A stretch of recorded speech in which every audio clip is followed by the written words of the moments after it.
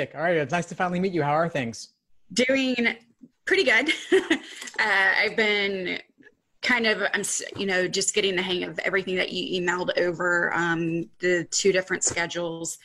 And I think I'm going to go with your suggestion on holding off until November. Fantastic. Just to give myself some extra time, because you can always use extra time to study. Of course. And that allows you more to achieve your fullest potentials. That's fantastic to hear. Exactly. Great. So I'm happy to support you however I can. Are there any particular challenges that you're facing right now in terms of getting started? I know that games are still my hardest. Even when it comes to, now the simpler games I can build the game up and get through it, because a lot of it I know are basically, if you just follow the rules, you can answer the questions. But some of the more difficult games, I started studying like multilinear games, and those are, I'm going to say, a challenge right now. Reading comp, I'm going to say, is probably where I'm going to kill it, where I'm really good at. And even with LR, I feel pretty good about it. There's some things on LR that I know I can improve, but games are definitely my weakest. Sure. Well, I've got plenty on games inside the course, and the good news is that games are the most learnable and perfectible section. Good. Actually. So that's good news. If that's your problem area, you have plenty of room to improve from there. So that's fantastic. I would just say follow the schedule, work through the games by type, use the explanations, and you'll get there. That sounds good. So I think that's where I'm going to try to spend, since I know that's where my weak side is, I'm going to try to spend more time on the games and really trying to build from there. And one thing I do notice, as long as you understand a lot of things from LR, like the, with the sufficient and necessary, and there's a lot of, everything's very similar. If you can kind of get that, you can kind of get the games as well.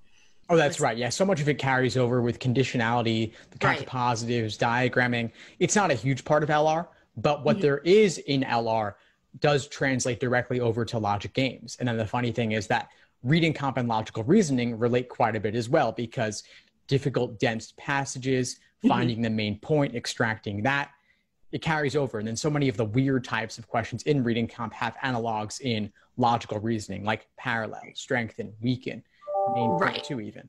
And I do have a subscription to The Economist just to kind of give myself more dense reading, and just also staying up with everything that's going on right now in politics and everything too. So I think it's kind of a win-win for both. Fantastic.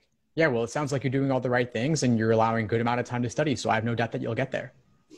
Do you think the closer I get into November, I should look at like more one-on-one tutoring if I'm still having a lot of issues with games? Yeah, as it gets closer, if you find that there are certain areas you just can't crack on your own, then definitely reach out. I'll do what I can to help. Either maybe we could explore the possibility of working together, or I could refer you to someone else, depending on what the nature of what it is that you're looking to do. But yeah, definitely be open to the possibility. But you've got the course for now and you just got that. So I would start there and dive into that. Yes. And I think too, I'm just trying to make sure, as far as, should I start focusing more on the practice test and what you gave me, or should I continue the homework too?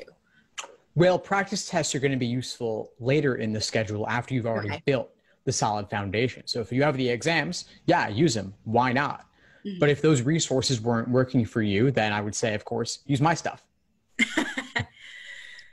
It was more of I knew I needed something different, because they explain a little bit, but it's not a really good explanation. And that's when I was, I started, I follow you on Facebook and also Instagram, and I just like how you explain things a little bit better. So that's why I was like, okay, I'm going to jump on this. Cool. Well, I'm glad to have you on board. And if you need anything moving forward, feel free to reach out. Thank you. Of course, Cora. Anything else for today? I think that's it. It's just the making sure I'm on the right path. I'm doing what I should be. Especially, I feel better now that I've honed in that I am going to move the test to November. And so I have that, just that extra month of studying because I want to make sure to get a good score because I'm going for, like everybody else, you want to get a scholarship, but I'm not going for a top 25 tier school. I'm going for a school that I'm a non-traditional student. I'm going to be taking night classes.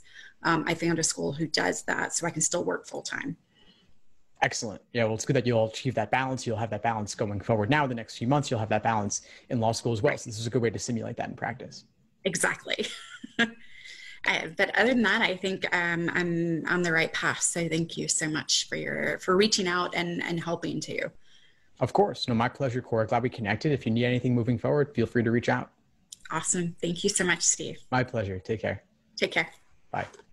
Thanks for tuning into the show. Please subscribe if you haven't done so already to be notified of new episodes as I release them. And feel free to reach out if you need anything at all as you move forward with your prep. I'm happy to help however I can. In the meantime, I'll wish you all the best and take care.